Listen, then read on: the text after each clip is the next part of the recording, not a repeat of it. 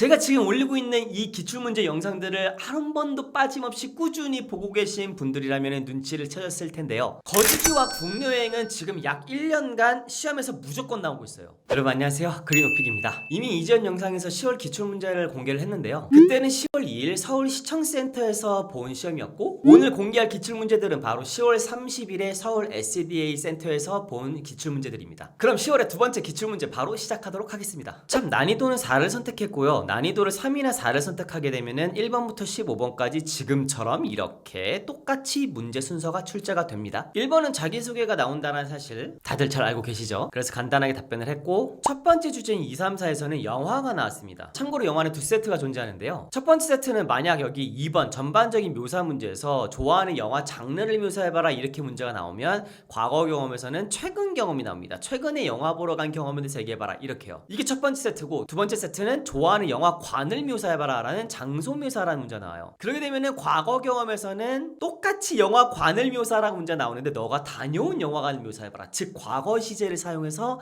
영화관을 묘사해줘야 한다는 얘기죠. 그래서 영화는 두 세트가 있다는 사실 반드시 기억해 주시고요. 그런데 이번 시험에서는 두 번째 문제 세트가 출제가 되었어요. 그래서 여기 2번에서는 좋아하는 영화관을 묘사해봐라 이렇게 문제가 나왔고요. 그 다음 활동과 루팅 등등 주제 관련 세부묘사, 여기 문제에서는 영화 보기 전과 후에 너는 어떤 활동을 하니? 이렇게 문제가 나왔고요. 그 다음 여기 4번에서가 아까 말씀드린 대로 영화관을 묘사라고 문제가 나왔는데, 여기서는 현재 시제로 묘사를 하는 거고, 여기서는 과거 시제로 영화관을 묘사하라는 문제 이렇게 나왔습니다. 그 다음 두 번째 주제인 5, 6, 7에서는 거주지가 출제가 되었습니다. 첫 번째 문제인 5번에서는 너네 집을 묘사해봐라, 그리고 6번 세부묘사에서는 주중과 주말에 너네 가족이 집에서 어떤 활동을 하니? 이렇게 문제가 나왔고요. 그 다음 세 번째 문제인 7번에서는 과거와 현재 너네 집을 비교해봐라 라고 물어보는 이 비교 및 대조가 출제가 되었습니다. 참고로 설문지에서 가족과 함께 살고 있다를 선택을 했고요. 그 다음 세 번째 주제인 8, 9, 10에서는 공통형 주제 중 하나인 대중교통이 출제가 되었어요. 첫 번째 문제인 8번에서는 너네 나라 사람들은 어떤 교통수단을 이용해서 보통 돌아다니니? 라는 문제. 그 다음 9번에서는 너가 어렸을 때 너네 동네 사람들은 어떤 교통수단을 이용해서 다녔었니? 이런 식으로 문제가 나왔었고, 그 다음 마지막 문제인 10번에서는 교통수단 관련해서 어떤 문제가 발생한 적이 있으면 얘기해봐라.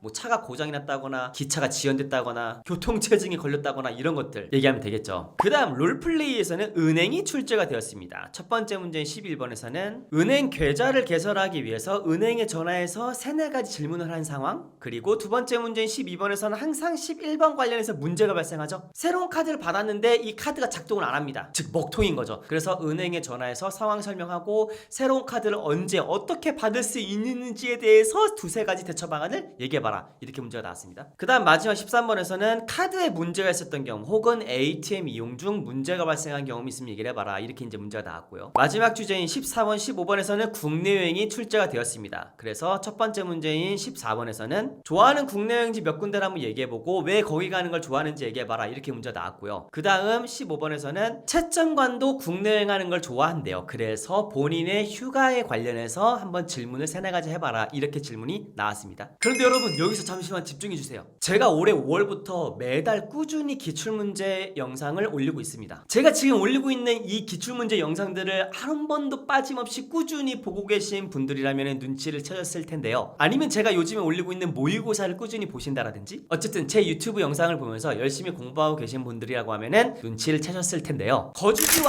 국내여행은 지금 약 1년간 시험에서 무조건 나오고 있어요. 그럼 이 두 가지 주제만 완벽하게 준비해도 절반은 답변 잘하게 될 테니 공부량이 확 줄겠죠? 그런데 설문지를 거주지와 국내여행을 선택한다고 해서 무조건적으로 나오는 건 아닙니다. 설문지 12개를 세팅하는 방법이 있어요. 너무 귀한 고급 정보여서 이거는 유튜브에는 공개를 안 했고요. 제 수강생들에게만 공개를 합니다. 그렇기 때문에 공부량을 줄여서 단기간에 오픽 졸업하고 싶으신 분들은 언제든지 제 카톡 그린 오픽으로 연락을 주세요. 자, 어쨌든 제가 10월에만 2번 시험을 봤는데 10월 두 번째 기출문제를 지금 막 공개를 끝냈고요. 오늘 영상에서는 어떤 전략을 알려드릴까 하다가 제가 생각한 건 바로 이번 시험에서 첫 번째 주제로 출제되었던 영화, 장소 묘사인 영화관 묘사라고 했을 때 쓸 수 있는 아주 좋은 아이디어를 알려드리도록 할게요. 영화관 묘사라고 하는 문제는 지금처럼 이렇게 토시 하나 틀리고 그대로 나옵니다. 자, 그럼 이 질문에 대한 답변을 일단 한번 브레인스토밍을 같이 해봅시다. 영화관을 연상시킬 수 있는 단어가 뭐가 있을까요? 스크린, 시트, 사운드 시스템 이런 단어 등등을 이용할 수 있겠죠. 아니면 이 외적으로도 뭐 키오스크를 이용해서 티켓을 예매한다라는 표현도 괜찮고, 그리고 영화관에 보통 오락실이 있죠. 미국도 마찬가지입니다. 오락실은 arcade라고 하는데요. 이 arcade 관련해서도 살짝 묘사할 수 있겠죠. 있겠죠. 자, 그럼 답변의 절반 정도는 지금처럼 이렇게 브레인스토밍한 단어와 표현들로 답변하시는 겁니다. 그리고 나머지 절반의 답변은 어떻게 가주시냐면 바로 concession stand 단어 이거를 이용하는 겁니다. concession stand는 뭐냐면 매점이란 뜻이에요. 영화관에 있는 매점 뭘 말하는 거죠? 이거는 그 팝콘 파는 데를 얘기하는 겁니다. 그래서 여기 영화관 매점에 내가 좋아하는 스낵들을 많이 판다. 여기 카라멜 팝콘이 되게 맛있다. 여기서 코크를 항상 할인가에 팔아서 너무 좋다. 뭐 이런 식으로 가주시는 거죠. 문장을 통해서 같이 한번 봐볼게요. 나는 보통 영화 시작하기 전에 팝콘을 사기 위해서 간이 매점에 간다. 이런 식으로 얘기할 수 있겠죠. 아니면 내가 좋아하는 스낵을 놓치지 않기 위해서 이게 무슨 말이야? 사기 위해서 이런 말인 거죠. 간이 매점을 항상 체크한다. 그 다음에 이 영화관의 간이 매점에서는 정말 많은 스낵들을 파는데 나초든 핫도그든 캔디든 이런 것들 여러분들 좋아하시는 간식으로 얘기해주면 되겠죠. 주말에는 간이 매점이 항상 바빠서 나는 항상 내 스낵들을 일찍 사려고 한다. 이런 식으로도 풀고 갈 수가 있겠죠. 지금 이 concession stand라는 키워드가 굉장히 좋은데요. 그 이유는 매점은 영화관에만 있지가 않죠. 예를 들어 스포츠 경기장, 콘서트장, 학교, 놀이공원, 동물원, 지역축제, 아쿠아리움 등등 이런 장소들에 대해서 묘사를 하거나 아니면은 과거 경험을 이야기할 때 매점 이야기를 가주시는 거죠. 여기 매점에서 내가 좋아하는 아이스크림이나 나초 등등의 간식을 팔아, 내가 좋아하는 맥주를 팔아, 뭐 이런 식으로요. 그런데 여기서 끝이 아니라 설문지 인기 항목인 공원과 해변을 선택하시는 분들 많으시죠. 공원과 해변에도 바로 concession stand가 있죠. 그래서 공원과 해변을 묘사하라는 문제나 혹은 공원과 해변에서의 과거 경험에 대해서 말할 때에도